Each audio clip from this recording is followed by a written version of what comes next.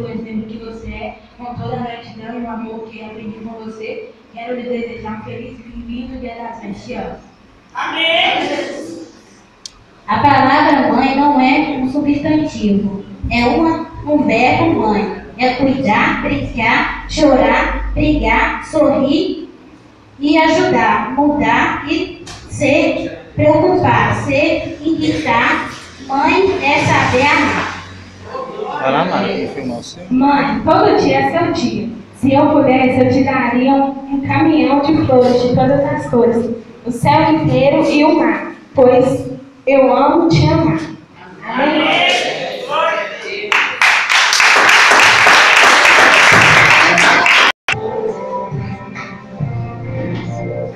O celular da Daiane é muito grande. De alguém especial, mesmo antes de você. Muito grande, né?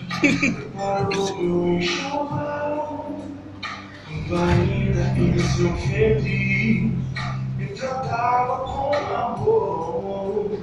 Mãe querida, reconheço que senti nada sou.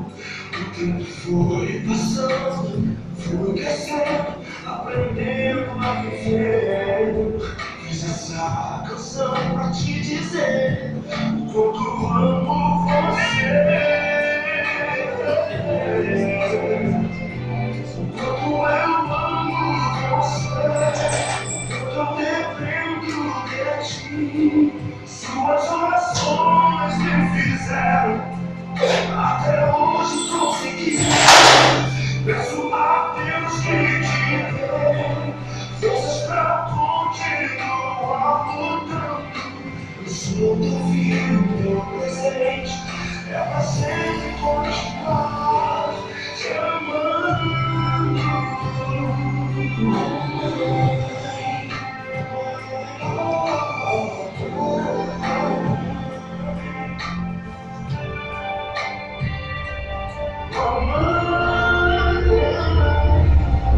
Eu me lembro das canções que sussurravam em meus ouvidos para me fazer dormir em teu colo, meu amigo. Me chamava a atenção, corrigindo com amor, para que hoje eu me tornasse